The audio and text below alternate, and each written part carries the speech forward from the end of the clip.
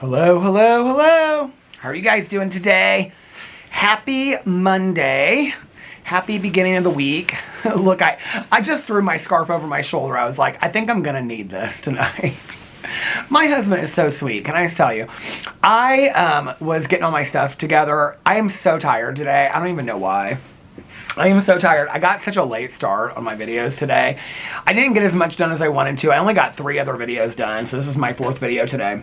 My videos were kind of long. My drama video was like 47 minutes, and then I did a Sister Wives reaction, which was like 35 minutes. Did a movie reaction. I don't know, I'm just tired today. I feel like the cold is just draining me. I was standing outside with the dogs today, and my ears, it was just like biting on my ears. And it's not even as cold today. Did I not bring my phone out here? It's not even as cold today as it's been. And I was just like looking at the sky.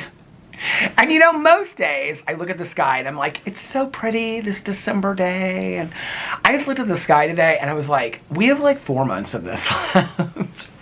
I love being cozy inside. I love taking my walks and all that. But I was like, I just looked at it, I was like, it is going to be like the winter of our discontent. Like, it's just like kind of looming in front of me, kind of like, we have no trips planned. Literally, we have no trips planned. We haven't even got our Ultra Music Festival tickets yet. I'm like, he has a trip planned for a bachelorette party in January. I was like, we need to get on this trip planning thing. Like, I need to have something to look forward to get out of this wintry. It's so crazy because you know I love the snow and I love the winter and stuff like that. But today, it just like, for some reason, I don't know what it was. I think it's because like when the snow's on the ground, it's pretty to me. But like it's all melted. And so it just was gray. Today, it just was gray. And the sun was coming down. And you know, like I know I've said this so many times. This just sounds like a vlog of complaint, doesn't it? This is just a vlog of complaint. But what are your complaints today? Here are my complaints. It's gonna be a whole vlog of, no, it's not going to be. Anyway, I feel like I say this all the time. Like, I feel like I have become my mother with this. But no, true story. Like, I went outside, and it was, because my goal was to start vlogging at 5 o'clock. And it is, right now, it is 6:21. First of all, can I just tell you about this iPhone update? Like, I don't even understand it. Like, I'm so over these updates. Do you see my clock is different on it? I don't even understand it. Like, I got on my phone today. I did my prayers and meditations. I was like so tired, but I was like, okay, I felt positive, I felt good. And then like, you know, I asked myself every day, you ready to start your day?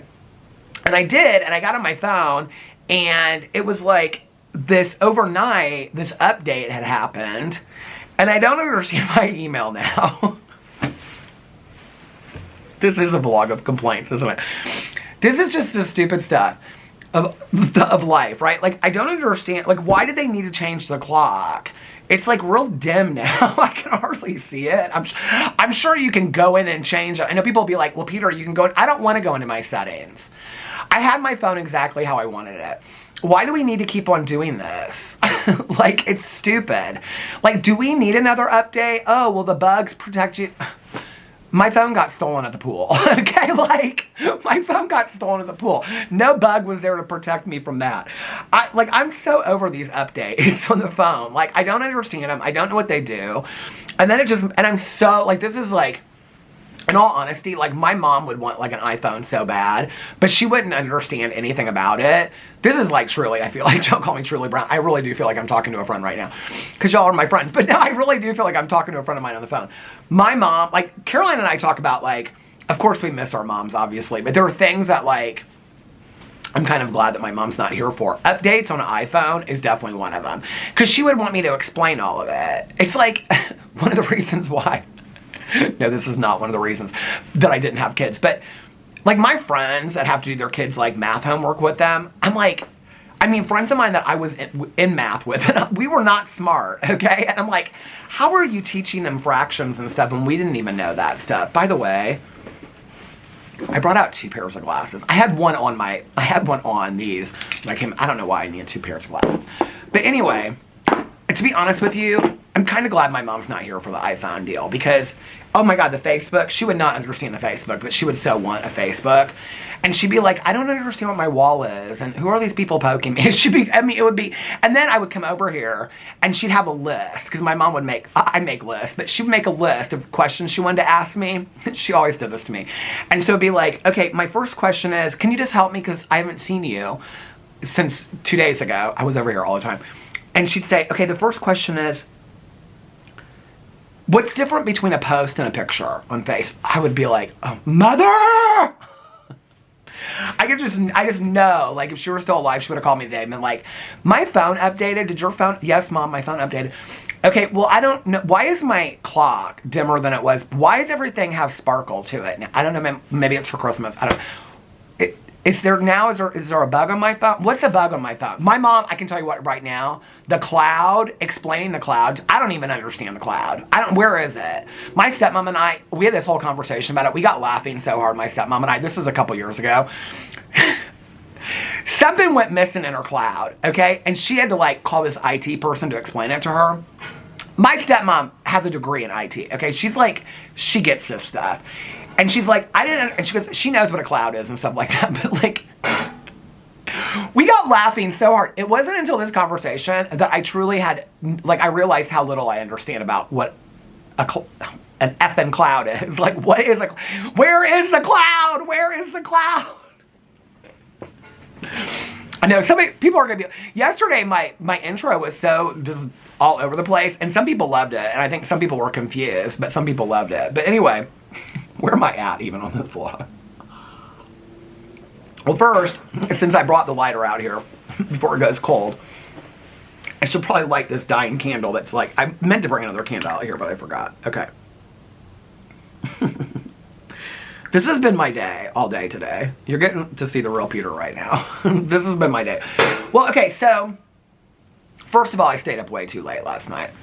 Oh, I do want to show you my hoodie, though, because when I ordered this hoodie, it wouldn't fit me. It was too tight, and now it fits just perfectly. And because I was looking up in my closet tonight for a hoodie to wear out here because I knew it was going to be cold. And I was like, what's this, like, it looks purple on camera, but it's like blue. I was like, what is this blue hoodie? I thought it was just like Ralph Lauren blue hoodie I had. And I pulled it down, and I was like, oh, I forgot I even ordered this. When I tried it on, it fits perfectly. It says happy, joyous, and free on it. I got Tanya one for Christmas, too. She loves it. Anyway, oh, this is what I was going to start by saying. My husband is so sweet. Okay, so he came home. He got home at like 10 till 5 today. So he came home. I mean, you know, he went to work real early this morning, so it's like, there's real no comparison between me sitting here making videos and him being at work all day long. But I think one thing that people, like, don't really get, I mean, I could do this, I do more of it now, but they don't really understand is, like, when I'm filming videos, like, I don't stop. Like, I start, and then, like, I film, I come down here, I don't take a break. I don't, like, unless I take the dogs outside, and that's, like, maybe, like, 5-10 minutes. Like, I don't take a break. So it's, like, video, talk for 45 minutes, come down, upload the video, because I'm trying to get it all done before Alex comes home, you know? So it's, like, 5 hours with, like, I might go to the bathroom in there, you know what I mean, or take the dogs outside. So anyway, and that's no complaint. Like, this is a dream job, you know, it's just, it doesn't... I was just so looking forward to sitting down here and vlogging tonight. Like, all day I was like, I just want to sit outside and drink a cup of coffee and talk to the people. Like, I want to talk to my people. Just, like, sit down and don't call people. But anyway, I don't know. I just woke up today. It's my own damn fault because I stayed up way too late last night. I watched a movie. I watched Sister Wives and took notes. And then I wanted to watch an episode which ended up turning into 2 episodes of The Leftovers because I'm on the final season. And then I looked at the clock, and it was 5:45. I was like, you need to get into bed. My plan was to get up earlier today. That did not happen. I got up, took the dogs out, and they came back to sleep with me, and then Alex left like an hour later. I guess he didn't leave. I think he left about 9 today. So then we slept in, and then I took him out again about 11. I like woke up to go to the bathroom, and then they got up, and I took them back out again. And then they both ran upstairs when I took them out. So after I took them out. So I went upstairs, and I was like sitting on the edge of the bed, and I was like, I need to get up and film videos. I was like, I'm just going to lay here a little bit longer. Well, I started falling asleep. So I was like, I set my alarm for 12:30. So I was like, if you fall asleep, you'll sleep until 4 o'clock. I was just tired today. I don't know. Well, that 11 o'clock was when I was standing out here with the dogs. I was just like, it is Was it then? Or was it later in the day? I think it was, I was just like, it is so gray today. What is this vlog? But it is, though. It's so gray. It's weird because, like, I love it. This is where I don't know if it's a complaint. Like, I love it. Like, when I'm reading my books and stuff, and I'll bring the dogs out here at night, I always look at the stars, and it's like you can see, like, the little clouds in the sky. I'm like, it's so pretty out here. It's so peaceful. I used to have this Windham Hill. You know, they do, like, the New Age music, but it was, like, Christmas music. But it wasn't like traditional Christmas music, it was just instrumental. And one of the covers of the tapes, I used to listen to them a lot in high school. I know it's kind of weird, but I did. But anyway, one of the tape covers was like this field with just like frost and snow on it. That's kind of what Indiana reminds me of in the winter. I think it's pretty, you know, but like some days it's kind of daunting, honestly, when you start thinking about in January and February and most of March too. Also, and I need to look it up, I was going to do this today, but then my day has kind of got away from me. I honestly came out here, was like, I don't really have I was trying to read through all the comments earlier, and I got so many comments on the video yesterday. It was like 100 plus comments, which is not average over here. That's a lot of comments for a vlog. I was trying to read through all the comments. Okay, I know now. Oh, I thought I didn't bring them out here with them. I didn't bring those. So, the first couple comments, people are like, those are I guess they're called fingerless gloves. Who knew? Anyway, I'm putting my isotoners on. They're not, they're North Face, but I'm putting my isotoners on. Anyway, yeah, I don't know, like, I like the weather, like, when I'm reading a Christmas book and stuff, or watching a Christmas movie or something, but in all honesty, like, and to be honest with you, like, I have all these books that are, like, Blizzard books, but they're not Christmas books, and, like, the Apocalypse books, like, I'm real excited about reading those in January, and I was telling the dogs, I was like, maybe we'll get, like, a blizzard and a snow day, and then we'll stay inside. Like, that kind of sounds like fun to me, but when it's just gray and cold, but there's no snow on the ground or anything, no, it's not pretty to me. It's not. It's depressing. It's what it is. I don't even know how to explain it. It just like, I remember years ago, Alex and I, we got invited to go to this thing from some friends of ours in West Palm. And I think it was like, we were down there for like 24 hours. I've shared this story on here before. We went down there. It was like the opening of their like business or something. And we met them at like this fashion show thing. It was real random. Anyway, and this couple just like, we felt like we just got along really well this night in Indianapolis. And so we kept in touch with them, and so they invited us down there for their opening of their store. And so we went down there for it, and like had a whole spa day at the Ritz-Carlton in West Palm and stuff like that. West Palm's beautiful, by the way. But anyway, and went to this event that night and then flew out the next morning. Have I ever told that story on here? That story is crazy.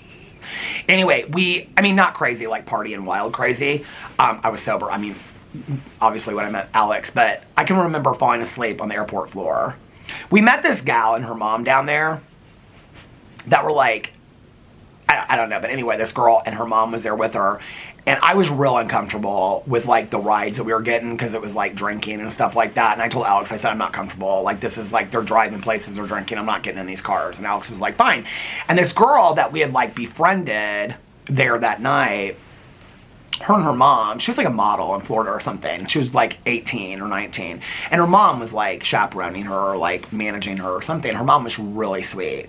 And I think her mom was from Venezuela too, because there was like a connection between her and Alex. And her mom was like, she could see that I was really uncomfortable. And it was like the night was getting on and we were like going from like the business opening to like a restaurant to like a bar. And I was like, and I knew we were flying out at like 8 o'clock in the morning. Out of like Fort Lauderdale, and I was real uncomfortable. I don't get into cars with people that have been drinking and driving. It just made me, I don't like it. It just made me real uncomfortable. And I didn't really know these people that well. They were super nice. I mean, I just wasn't comfortable. And so the mom next to us, she was like, do you want us to take you to the airport? And I was like, you don't have to do that. We can like, you know, get an Uber or whatever. I think this was before Ubers actually. This was like 2 years into us dating. And she was like, no, I don't mind. Like, you know, we live in Fort Lauderdale. It's on the way, blah, blah, blah, whatever. I was like, are you sure? And she was like, yeah. So she took us. They were so sweet. And I think we're still like all friends on Facebook and stuff. I think I see her mom stuff come up every once in a while. And so we ended up stopping at this like diner at like, I don't even know, it was like 2 o'clock in the morning or something. And this girl, like, she kept on talking the whole night about, like, her best friend from high school is this gay guy.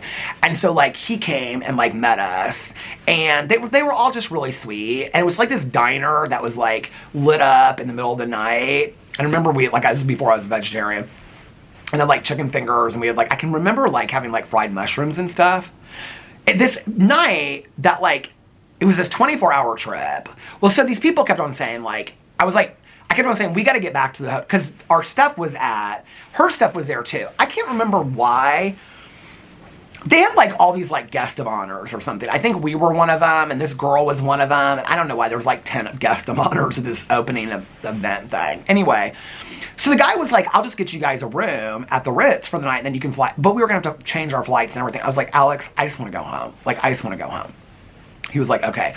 Well, her stuff was there too. That's what we did. We went back to the Ritz, and we all got our stuff and changed. And we all had, like, sweats on and stuff. And and her mom was like, are you guys hungry? And so we went to this diner, and then her friend met us there. It was really fun. We were there for like 2 hours. And then her mom took us to the airport, the Fort Lauderdale airport, which looks much different today than it did then. And I remember we went in, and they weren't even, like, you couldn't even check in. It was so early when we got there. It was like 4 o'clock in the morning.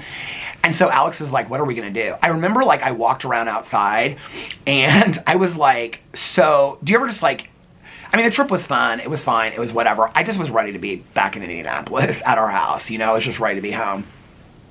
And I was just, like, standing outside, and I was, like, walking up and down, and I was listening to Kesha. I kept on listening, and I for the life, I think I have shared this on here before, because I have never been able to find this Kesha song again. Like, I've gone through every single one of her albums. I don't know what this Kesha song is, but I kept on listening to it on repeat, this Kesha song, and I just stood out there, and I was smoking a cigarette, like, looking out over Fort Lauderdale. This is what I remember from that trip, is thinking to myself, because when we got there, it was, like, a cold day in West Palm, but everybody was in, like, such a great mood. And I think it was, like, in January or February, because I was, like, we left here and it was, like, snowing. I think, like, our plane got delayed on the way down there or something because of the snow. Because I can remember thinking, like, if I lived down here, like, I'd be in a good mood all the time, too. This is what I was getting to. This is why I shared the whole story. I was like, if I lived down here, I'd be in a good mood, too, because the weather is, I mean, it was cold that day, but anyway. But then I went inside, and Alex was, like, sitting in a chair. This was back before, like, I can see him sitting in a chair, and he's got, like, what do you call it? The iPod. Do you remember the iPods? Listening to music. And, oh my God, you know what? I bet I have my iPod around here somewhere. And I bet I could find that Kesha song on there. That's what I'm going to do. Anyway, I remember Alex is like, what are you going to do? I said, I'm tired. It was like 4:30 in the morning. And I was like, 4:30 in the morning. I was like, our plane didn't leave till 8. I think her mom was like, you can come back to our house. I was like, no, it's just on the way. Just drop us off.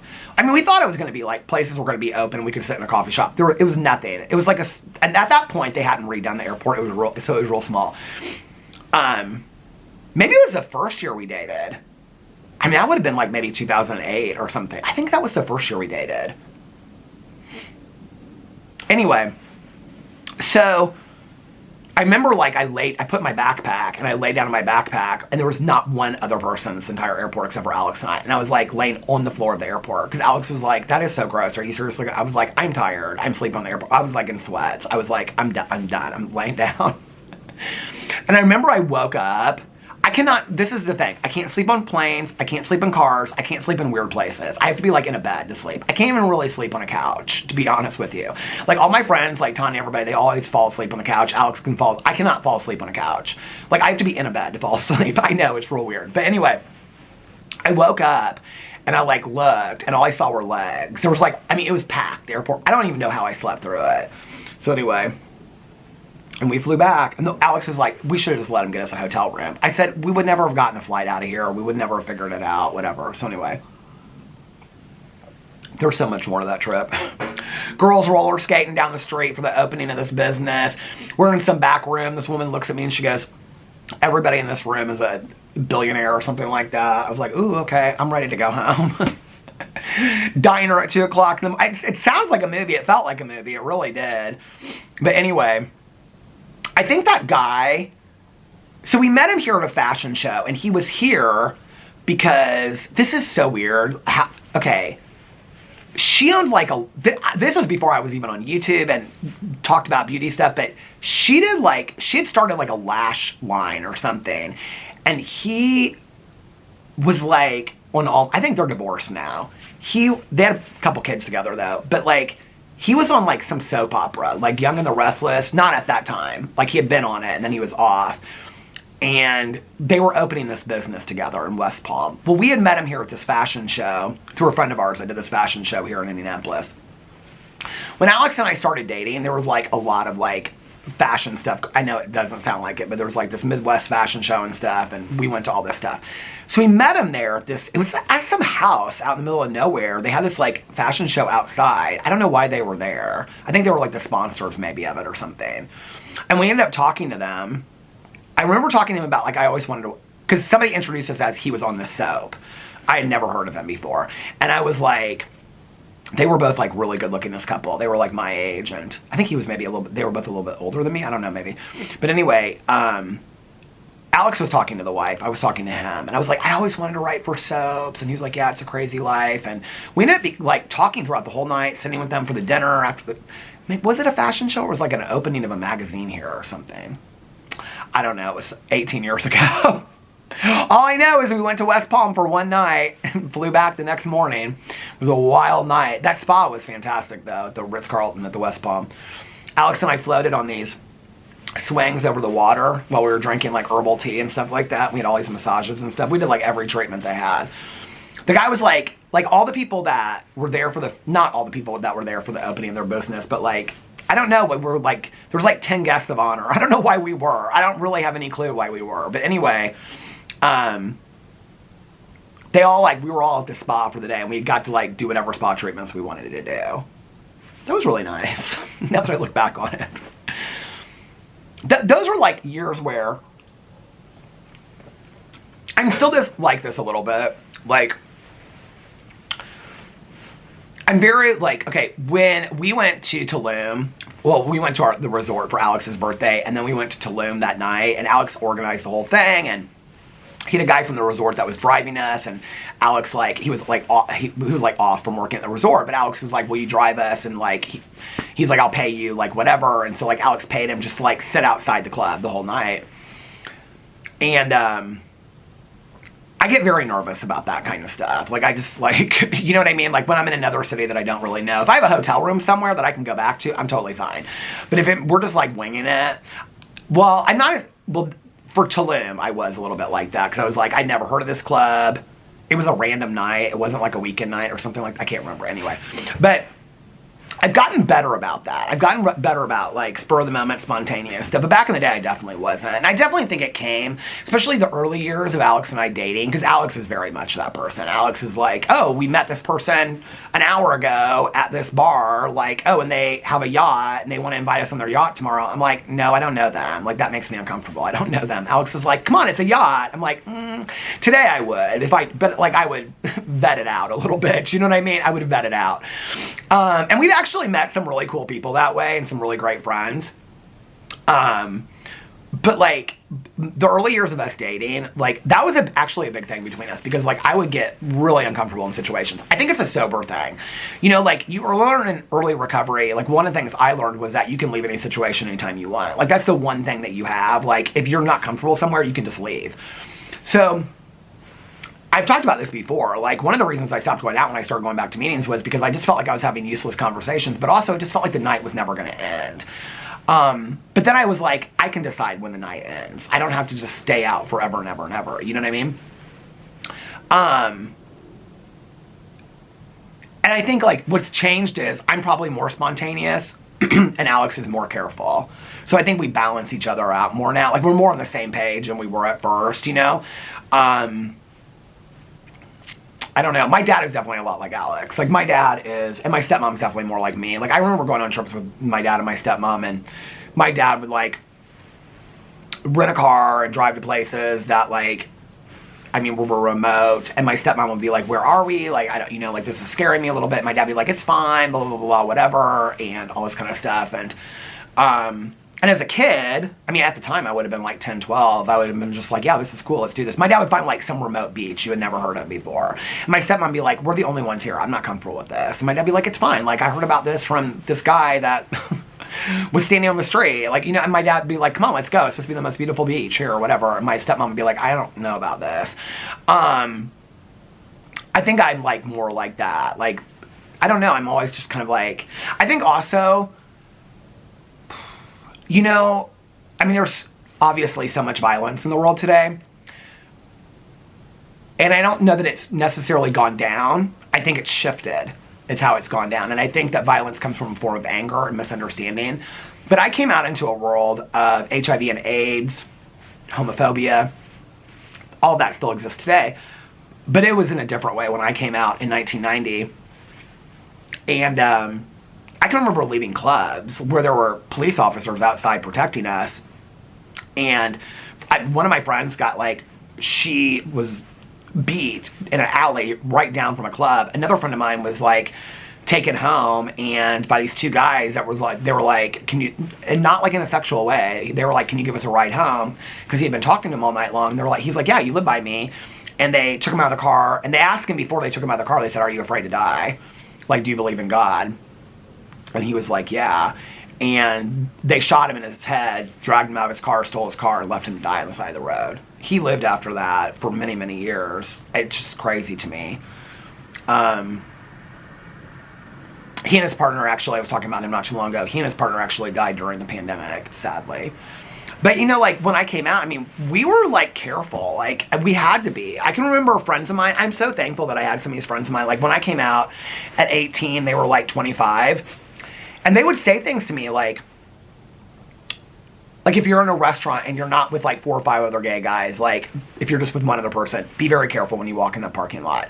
Or don't be too flamboyant at places. Like if you're in a group of people, it's different. But if you're like by yourself or with one other person, be very, very careful. Like watch where you're going. Watch who's following you out. I mean, they literally said that stuff to me.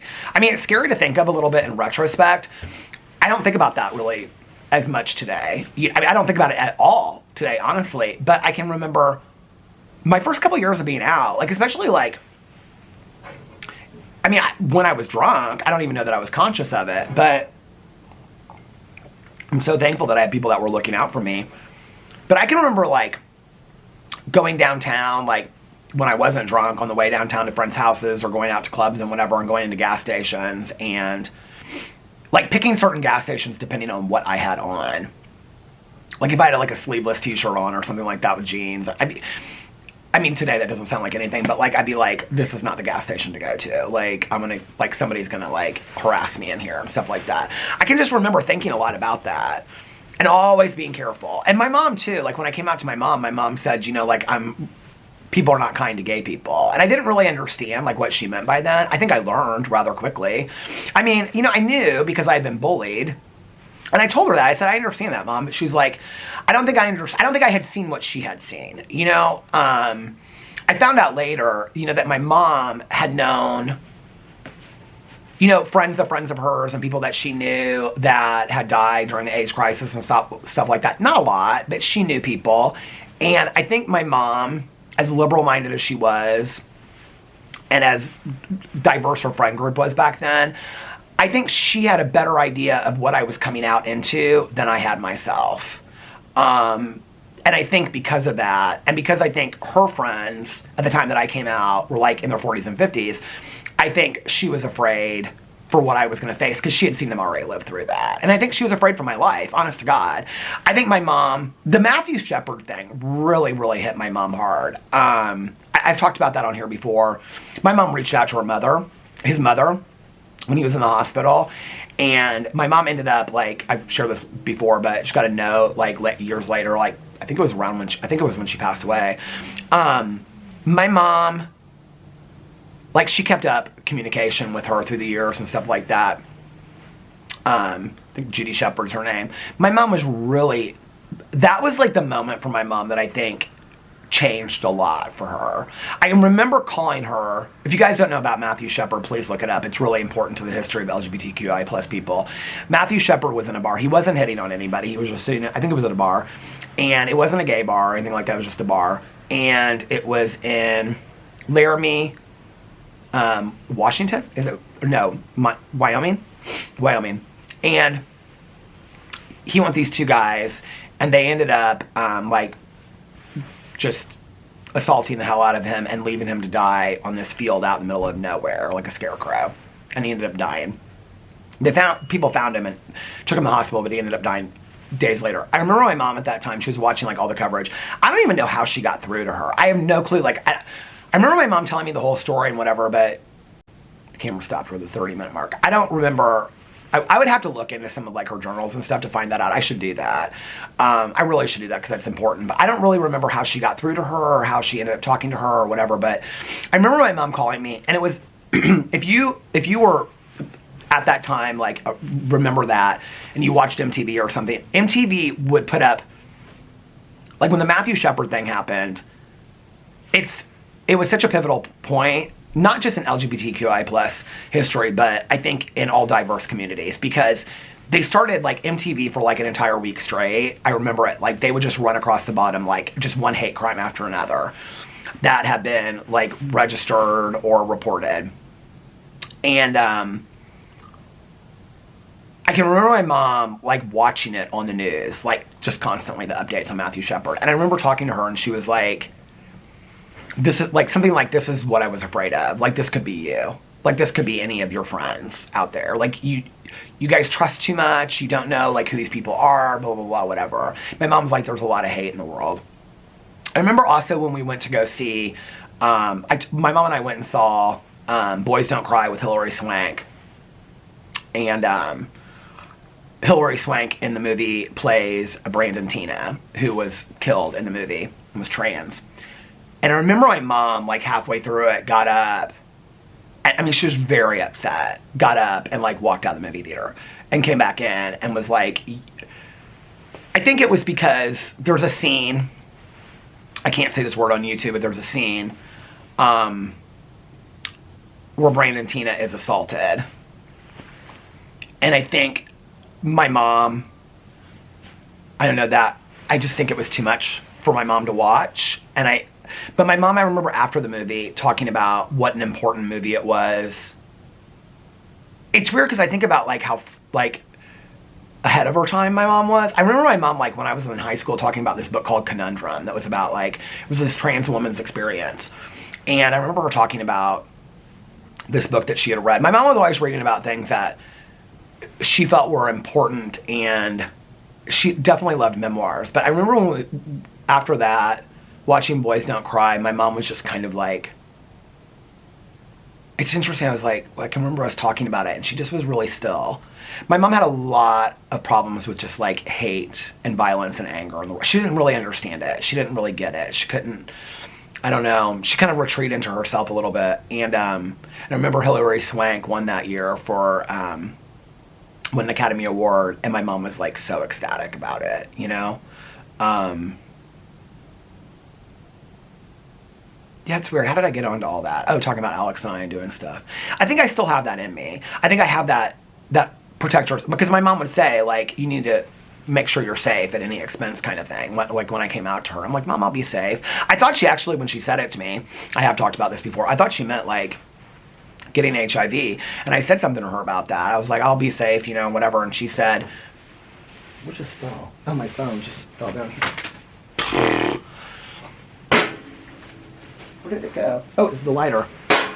Where's my phone then? Oh, I'm sitting on it. And my mom said, I also think this is really forward of my mom at the time too. My dad's attitude was very much like this too.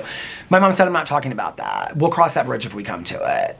You know, and I think about that as like a mom of like an 18-year-old in a world that has been like, the gay community had been crippled by AIDS at that point. And I can remember my mom just being so calm about it. Like, we'll cross that bridge when we come to it if we have to, you know? And, I mean, I have so many friends of mine that are today HIV positive and asymptomatic. I've had a lot of friends of mine that have passed away. You know, and I look at all of it, and it's like, I don't really know, like, why I'm still sitting here. I really have no clue. I mean, I didn't take any less or any more risks than they did. Honestly, I just didn't, you know? And,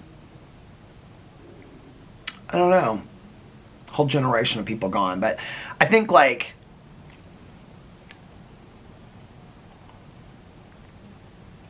I think of some of, I don't know, like, you know, it's interesting because like I'm in my head, I'm kind of conflicted because I'm thinking to myself, I'm glad that my mom and my dad said things to me too. My dad is definitely more vocal. Well, my mom was a vocal person, but my dad is definitely somebody. I found out later that my dad and another doctor at the hospital got into it because, not like physically or anything like that, but my dad kind of put him in his place because the guy was making some homophobic slurs, and my dad was like, my son is gay and you're not going to say those things around me. It's disrespectful. My dad kind of like had it. Somebody else actually told me that. My dad has always been my champion about my sobriety, but especially about being gay. Always. Like, my kid's not taking no shit for being gay. My dad also believes that you're born gay. He's like, scientifically and genetically, I believe that you were born that way. He has his reasons for it. They're very stereotypical. He's like, when you were 4, I'm like, yeah, Dad, there were a lot of 4-year-olds that weren't playing with Barbies that are gay, but, he's like, no, he's like, there was just a sensitivity about you. There was something different about you as a kid. He's like, I just always knew. I remember asking him, I was like, he said he and my mom had the conversation, but definitely he and my stepmom had it a lot. Like, when Peter comes out to us, my stepmom and him had that conversation a lot. My stepmom had so many gay friends that when I came out to them, like, she was, I think, you know, I was sharing this the other day about like, I talk about my coming out story being boring, but in all honesty, I don't know why I'm talking about it. I talked about this yesterday, I'm talking about it again today, I don't know why. But in all honesty, like, it was boring because I had such loving family. Like, that's the truth. Like, I've had so many friends of mine, you guys, I could just list off horror story after horror story. I have friends of mine to this day that are very successful. I mean, people would love to be invited to their dinner parties and be around them, and they've had partners for 20 years, and their parents still won't have them home for Christmas simply because they're gay. You know, I think they're probably more over it than I am at this point. I don't know, that just makes me sad. You know, it's like, I don't get it. But, you know, my coming out story is boring because I think I said this the other day, because I had so many people that love me. I'm grateful for that, you know? I would rather have a boring coming out story than, oh my God, everybody, you know, was like, I think one of the things that hurt early on was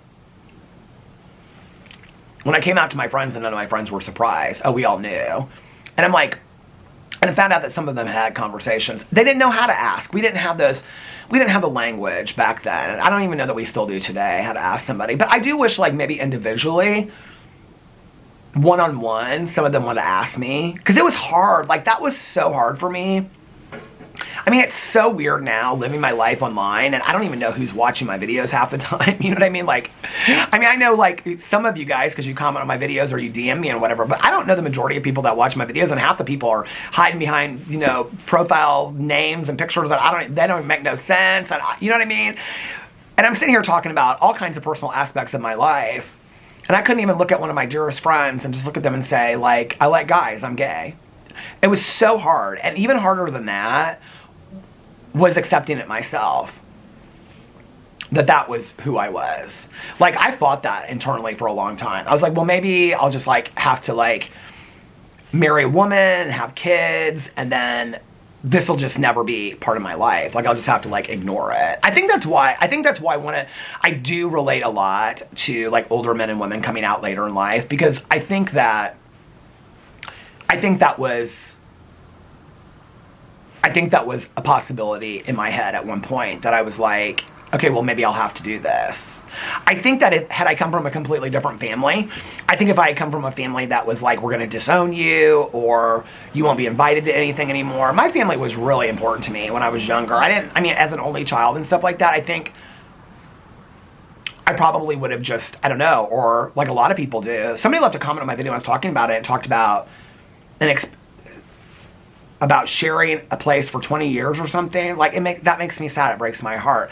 I understand why people do that. I do understand why people do that.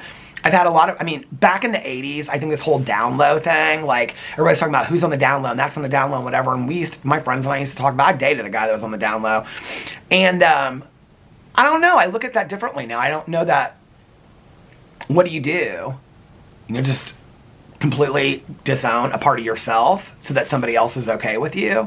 I wasn't willing to do that. But also I had a family that was willing to accept me where I was.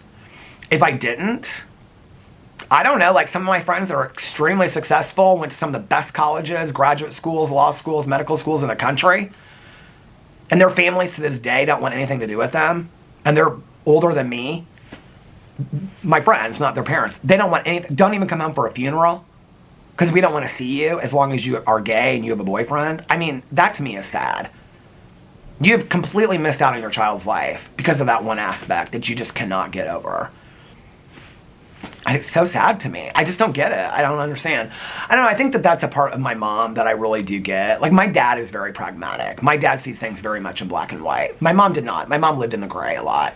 And I think I'm there with my mom a lot. Like, a lot of things, especially as I get older, I get confused by a lot. I'm not talking about iPhones, again, updates, that too. But I think as I get older, a lot of people's motives and intentions, where their anger comes from, even where their peace comes from, sometimes confuses me. Like, I'm like, I want that peace, you know, I want that serenity. Like, I was talking about, I talk about this a lot. There's this woman that, when I started going back to meetings, 12, 13, 14 years ago, there was this woman that would come in. I think I just talked about this actually in a drama video the other day. There was this woman that would come in like once a week. She was about my age, maybe a little bit older than me. She'd always sit by the door. So the meeting that I went to, this noon meeting every day, was like 40, 50 people in this room. And it was chairs all around the room, and there was like 2 like long tables, and people sit all around the tables. And so I loved this meeting. This chairperson, he chaired every meeting. He's since passed away. He would get up and pour everybody's coffee that were, you know. And so she would come in like once a week, and it looked like she had just like, I don't know, dropped her kids off at school or something like that, and was like just showing up for the noon meeting. And she would come in, and it did not matter if we were talking about anger or resentment or whatever. Like, her shares were always like, I just would sit there and just be like, oh my God, like, they were just very simple, but like it was her lived experience. Like, she would talk about something and then like resentment, but then she would apply it to something that had happened that day and how she was working. It was just they were very simple shares, and they weren't long. They were just a couple minutes. You're not supposed to overshare in meetings anyway. And, you know, at that point, I was like hanging out with everybody at the club. Like, I was showing up early. I was staying late. We were going to lunch. We were having bagels. I was showing up to 8 o'clock. I knew everybody's business. I knew who was sleeping with who. A lot of that stuff goes on in 12-step meetings. I knew who was sleeping with who. I knew, you know, who was doing this. I knew who on work release had boyfriends, and they were like walking back with them. I knew it all, okay? And Tanya was like, you're a little bit too into the drama back then. But like, I was meeting so many people. That was the best part, the fellowship for me. Now, my fellowship doesn't look like that today. I kind of miss that a little bit, if you want to know the truth. It was kind of fun back then. And, you know, the majority of all those people I hung out with back then, they're still sober today. I mean, it's crazy. Some of them, I'll see it, you know, show up on the Facebook, and they got 16 years. I'm like, damn, like, I met you like your first year sober. Like, that is such a privilege and an honor, you know? But I remember this woman, and she would come in every day. I can remember, this is one of the things I told my sponsor who's passed away. I told him about her, and I was like, because my old sponsor managed this clubhouse. And so he knew I was talking about. And I was like, there's just something about her that like I so respect and I admire. And he was like, what do you mean? I was like, she just comes in, she shares, and she leaves. He's like, that's what you're supposed to do. He's like, none of this nonsense, sitting out here in the parking lot, smoking one cigarette after another, drinking coffee, finding out everybody's business. Everyone would just come to me and tell me stuff. They would, because I was new. They didn't know me, you know? And so, but this conversation happened at about, I don't know, 2-3 years of me being back. Because this is when my sponsor looked at me and he goes, you need to go to some different meetings. And I was like, what? And he was like, you're getting too comfortable here. Like, you need to meet some new people. You don't go in, you don't lead that you have so many years sober. You just go in and act like a newcomer. And you introduce yourself to people, blah, blah, blah, whatever. You need to meet some new people. I was like, that is like my biggest fear, is meeting new people. No, true story it is. It's like, don't call me Truly Brown. It really is one of my biggest fears, like with my social anxiety. Well, one of my friends back then, my one gay guy friend I've ever had in a 12-step, well, probably 2. Back when I first got sober, I had a couple gay guy friends. But like, I'd say in the last 10 years, I've known like not many gay guy. I don't go to gay-specific meetings. There are a lot of them here in Indianapolis, but I don't go to them. And they're all mostly downtown, too. I mean, I know a couple gay guys in Indianapolis and stuff like that are sober, but I don't know tons. Anyway, so my one friend, we used to like hang out every night, and at that time, he would like get 30 days, go back out, get 30 days. And so we were hanging out a lot. And he was like, you hanging out with me after meetings is helping me really stay sober. And he was living with this gal. And so we would go over her house, he'd make a pot of coffee, and we'd just sit out there and listen to music and stuff. He's the same age as me. Really nice guy. And Alex knew him and stuff like that. So it was just very comfortable because Alex is like, this is good. You're helping him out, blah, blah, blah, whatever. And so one night, he was like, we're going to go to this candlelight meeting. I'm like, I don't want to go to this candlelight meeting. I've never been to this other clubhouse. He's like, we're going to a different clubhouse. Because he liked to go to other meetings and meet new people. I didn't like that. I was like, no. He's like, no, it'll be good for you. It's like at 10 o'clock or whatever. I was like, okay. So we went. Well, he never came back to that candlelight meeting. I kept on going. That's how I went to all those candlelight meetings. I kept on going and going and going. Found my new sponsor that night. Well, I wanted to get him as a sponsor. I wanted to keep my sponsor as a spiritual advisor. And my sponsor at that time was like, I think you just need to get a new sponsor. This will be good for you. He was like, we're good friends. He was like, you don't need a spiritual advisor. Use him for both. That's how I got my next sponsor. And then when I left going to that clubhouse is when I got my sponsor that I have now. And I don't even know how long ago that was. But anyway, God, this vlog is all over the place tonight. I know some of you kind of like this stuff and you don't. But I haven't even shared with you what I said about Alex when he walked in. So, because I've been talking about being gay and sobriety, AIDS, and all kinds of, my Lord, what is going on over here?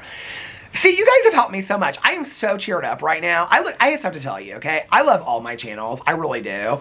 This is what kind of got me down earlier, okay? Was that I was really wanting to film 7 videos today. Well, I was in my head being like, you are so lazy. Because people always say that, right? I filmed 26 videos last week. I don't know that I think that that's lazy. But anyway, and that was also taking Saturday and Sunday off other than my vlog. So, but today I was like kind of getting my head because I'm like, you're getting a late start. You're being lazy. You're not being productive. You have the last 2 days off, blah, blah, blah. I had videos literally every day this entire week. I could film 7 videos. Well, I got started late and I was like, and I had fun filming. I had fun filming on all of my channels, but I had all these videos I wanted to do. Well, then Alex texted me he was gonna be home a little bit early, and he's like, "If you need to film, babe, that's fine. I can just stay downstairs while you film." And I was like, I just was tired. I was tired, and it was cold, and I was like, no, I'm just gonna stop early today. But every day I look so forward to this vlog because I'm just like, I never know what I'm gonna talk about. I never do. I always feel so great when I get done vlogging. I just feel like, and then I go on my walk right after this, you know. I don't know. I'm just so thankful for you guys. I was watching this video. These videos turn up for me all the time. And they're about like, I don't know why they do. And I don't know why I ever watch them because I don't ever agree with what they say. I know you guys were like, what videos don't you agree with? They're these videos of like how to improve your YouTube channel. And like, I think probably because I keep on watching them is why they keep on showing up for me. Because when they show up, I'll watch one. Because they always have these catchy titles, right? And they're like this one I watched tonight. I watched one last night about how YouTube is changing in 2026 and like people that are, so this would be a good time to start this. If you're starting a new channel in 2026, it has nothing to do with subscriber count. It has to do with like niche communities. Like if you're real interested in, did I share this already? That was not the other night. That was like a week ago that I watched that video. But if you're into like making bead necklaces or whatever, like that might take off and stuff like that. They were talking about different communities that are doing that are like boosting through. So I was like, oh, this is kind of interesting. I watched that one. But what's always interesting about these channels is they're always talking about like, I've never been someone, like I've had YouTube managers through the years, and when you talk to them, they're like, well, this is what you need to do and look at your analytics. Who was I talking to the other day? And I said something about, who was I talking to about CPMs? Because Amberlynn Reed was talking in her video about CPMs, which is like how much money you make per like 1,000 views of your video. I don't even know that I look. That night, I like looked up what the average CPM was, and I was kind of blown away. I was like, I don't even look at that stuff. When I've had YouTube managers through the years, I always want you to look at this and look at that and your analytics. I don't ever look at that stuff.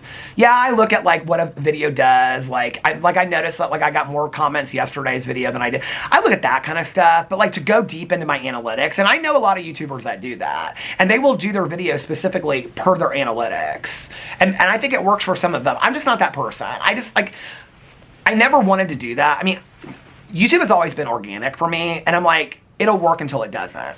That's just how I feel about it. And in all honesty, like I was watching this video. So the video from the other day was about like, I mean, I don't do AI. I think you guys know how I feel about AI, but it was all about AI videos because apparently like all these AI videos are taking over YouTube. I didn't realize this. Oh, I was going to share. This is why I was going to bring it up. Because I was talking about the name Maya changing to Nora in that book. And that Maya is like in 3 of my books. Maya's in this other book that I'm reading tonight that is spelled M-I-M-A-I-A. Somebody commented on my video. Thank you for saying this because I want to look into this. Somebody said that Maya is a common name in like AI literature, okay? Or AI books being written. So there's this huge thing right now going around on like BookTube's talking a lot about it. BookTok's talking a lot about it. I don't go over BookTok, but I see it on Instagram. About AI written books. I really, to be honest with you, I didn't realize it was that big of a thing until I started reading a lot of Kindle books.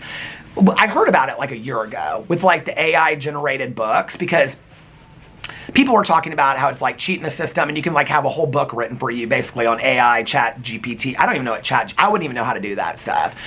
And then you just like put it in and then, okay, well, I was talking to Nikki the other day, and I said, some of these books are so bad. And I said, and they're very, like, consistent, like, across the board, like, all the themes. And if you look at them, it'll be the same book, but they'll have 3 different titles. And Nikki said something about it being AI generated, too. And I was like, she said, yeah, a lot of the books on Kindle Unlimited are AI generated. Well, I think because I read so many, like, bestsellers, authors that just put books out that are famous, like, you know, all the ones I read. I didn't really realize that much of it was AI generated. Well, somebody commented, who is outside? Oh, it's probably my neighbor walking his dog. Somebody commented on my video yesterday when I was talking about the name Maya. I thought this was so specific and so interesting. This is the kind of stuff I get interested in, so thank you for the comment. But somebody said that Maya is actually a name that's used a lot in like when people, and he must not have just changed it and realized like chapter 3 and changed it over to Nora.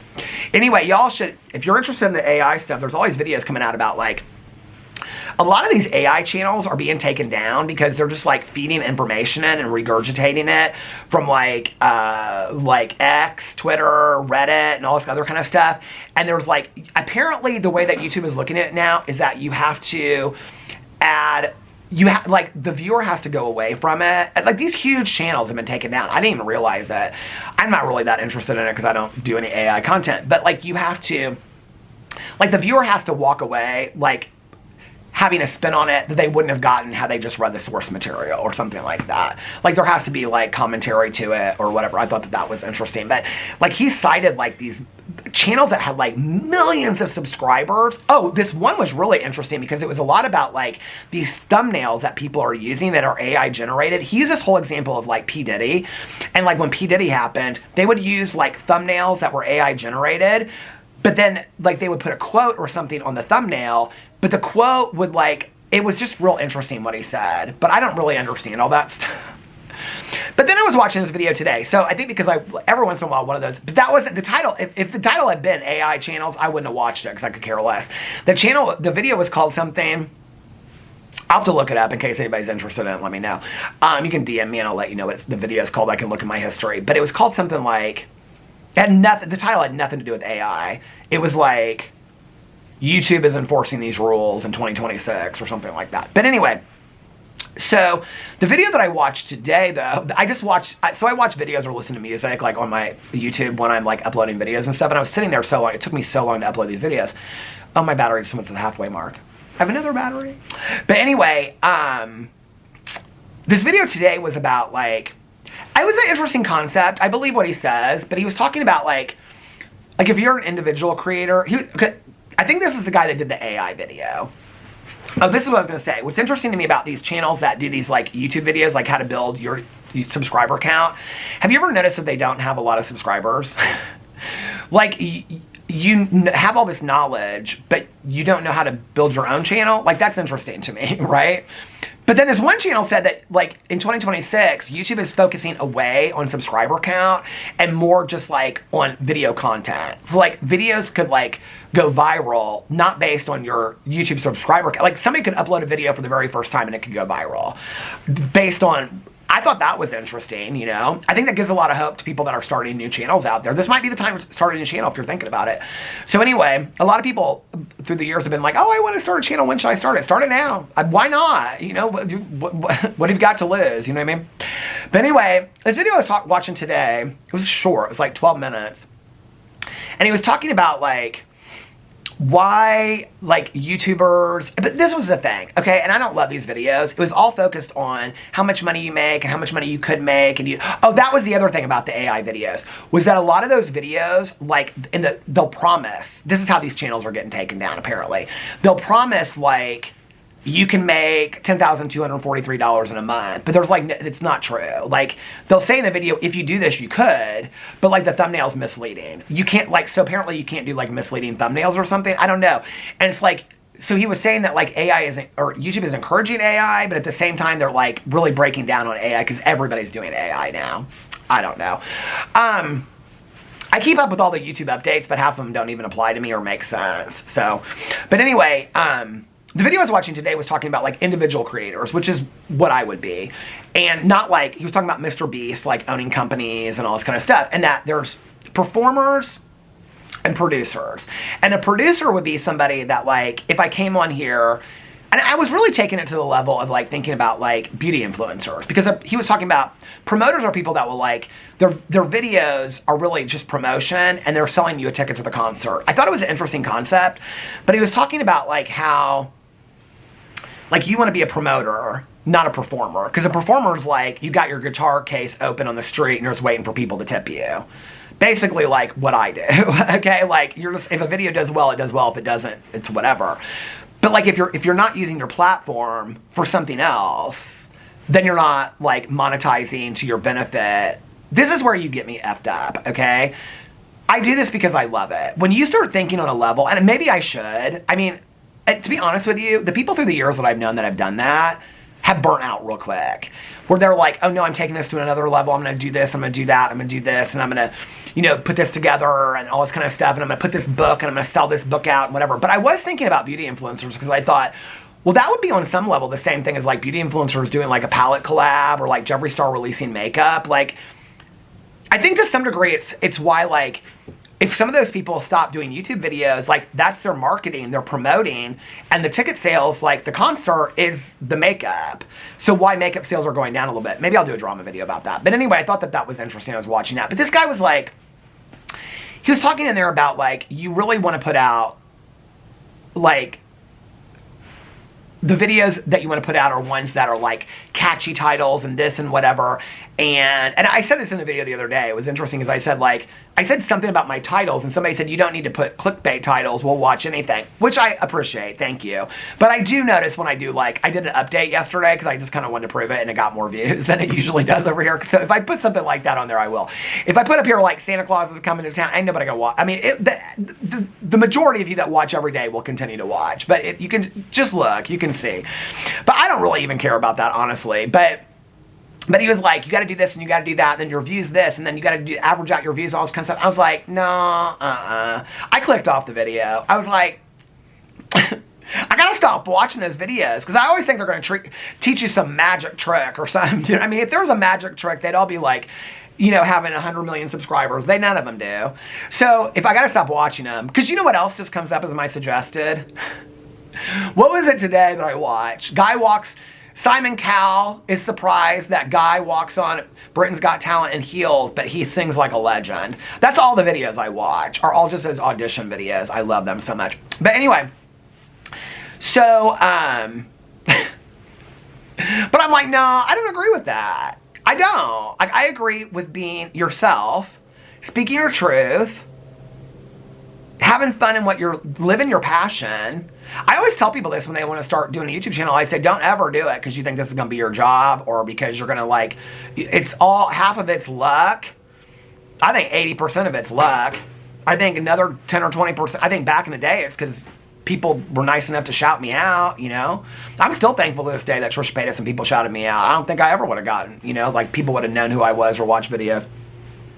And I think it's also about giving people what they want. You know, it's like when I came over here and like recently people have been like, I love like when you're talking about the books and the movies, but I really like the deeper conversations. I like the deeper conversations too. I kind of faded away from it a little bit because I thought people were kind of getting bored of it and they thought it was just, I don't know. But I love, like tonight, like I haven't even talked about what I did last night except for making some videos today. I love this. You know, I really, really do. And I'm grateful for that. When people started saying this is what I want more of, I was like, okay, well then give it to them. I don't know, for me, It's like I was talking about this the other day, that it's like, I don't think my subscriber count on this channel it goes up 100 and down 100 about every couple months. It just goes up and down, up and down. My views have stayed the same on my videos pretty consistently. You know, like, they may go down periods of time and up periods of time, but they pretty much stayed the same. I mean, it's not like my channel's showing a lot of growth. And I don't really care. I mean, I'm talking about specifically about this channel. And I don't really care. My Peterisms channel is the same way. My drama channel, the views are down, but I think that that's pretty typical of... And I think I, confuse people too, because I was doing all kinds of different stuff over there. But I'm having more fun with it. I'm having more fun doing all kinds of different stuff over there, And at the end of the day, that's what it's about for me. I don't know. I think the people that watch me... The camera stopped. I think the people that watch me. I could be wrong. I don't think most people are watching because they want to hear, like, my drama videos. Like, I do think people listen to my opinions sometimes, but they also know they're going to get 15 minutes of BS, right? Like, where I'm talking about shows, and today I talked about a dream I had, stuff like that. But, like, my vlog, which I think for 9 years, almost, there'll be 10 years, the next year, consistently the same amount of subscriber count. It's like, a lot of people would say, your channel hasn't grown in 10 years. My channel has stayed the same. I'm, like, good with that. Like, I feel so blessed about that I still have a channel that's going after 9 years. You know what I mean? That I'm posting on consistently, that people love to watch. I don't know. I would have to guess that the people like to watch my... Let me know what you like in the comment section. I'll give you guys more of what you want. I make the videos because I want you guys to enjoy them. It's also cathartic for me. But whether I'm talking about books, or I'm talking about my life, I always feel better at the end of it. I do. I love this. I love just talking to you guys. And I'm so thankful that there are people out there that stick around. I'm thankful for the people that have been there from the beginning. I'm thankful for the people that found me last week, It was interesting because recently, I think it was because of, like, YouTube doing the YouTube Rewind thing or whatever, like your top 5 channels or who you spent the most time on. People would tell me where, like, when they found me. And it was interesting, like, a couple people found me, I think I was reading a comment on my Sister Wives commentary, and I was like, that is so crazy that people are finding me off a Sister Wives commentary video on my Peter Watches TV channel, that I don't even talk about my vlog over there. And then people would say, like, oh, I found you during this, or I found you during that, and then I kind of came over to your vlog and started watching it, and then people would be like, and I like your vlog so much more than your other channels. Cheers to that. I love this channel. I love all my channels for different reasons, I really kind of, to be honest with you, there was a period where I kind of, like, even though I was reading still, I kind of, like, didn't really know what to post on my BookTube channel, and I've, like, fallen back in love with my BookTube channel. I got a video I could post over there every single day. I'm loving being active over my BookTube channel again, and having the Cozy Mystery Book Club, and I'm getting ready to announce Mel and I's thing, and the Advent Calendar thing with Nikki. I love my BookTube channel. I love all my channels. I just feel grateful for all of them. I don't know, like... I think that was the thing, like, when I got on YouTube, I didn't get on here to get 10 million subscribers and make $10 million a year. That'd be nice. Don't get me wrong. That would be nice. It'd be real nice, But that wasn't ever what it was about to me. I got on here through BookTube, and maybe that's why, I got on here through BookTube. And for me, it was like I just wanted to be part of a community that I was watching, that I loved. And then that just went to one thing after another after another. It's like Carolyn Cooney is in that show The Leftovers, which I'm watching and I love. And she was in White Lotus. And I have the quote written. I talked about this on here the other day, but I have the quote written down on my phone. So before this camera dies, because we're over an hour now. What was the quote she said? How do I look it up? Search. Now the search bar's at the bottom. I'm just thankful. Is that what she said? I'm just thankful. It's not pulling up. Should I put in White Lotus? It won't pull up. White Lotus. Here it is. I'm just happy to be at the table. It's when the 3 women are sitting there. I didn't even know who Carolyn Cooney was until I watched that show, and then now she's on The Leftovers, and I love her. She plays Nora on The Leftovers. But she's sitting there with her friends that she's known since middle school, and they've been fighting and jealous over each other the whole time and all this kind of stuff, and the trip to White Lotus. And at the very end, she's sitting there at the table with them, and she says, after all these years, our ups and our downs, or whatever she said, I don't even know the exact quote, but after all these years, the ups and the downs and whatever, I'm just still glad that I have a seat at the table. I'm just glad I have a seat at the table. you know? I'm glad that I'm still able to come out here on my front porch on these gray, sad days and just talk about what's going on with me and that anybody cares to listen. That's a powerful thing today in our world, that somebody wants to listen to what you have to say. That's a really meaningful thing. It's a really, if you think about it on that level, that there's anybody out there, let alone quite a few of you, that want to listen to me just have my meandering thoughts on the front porch. That's a pretty cool thing, that somebody wants to listen to that. And whether that's because I help you go to sleep, or because you think what I say is foolish and stupid, or because you enjoy it, or because it's relatable,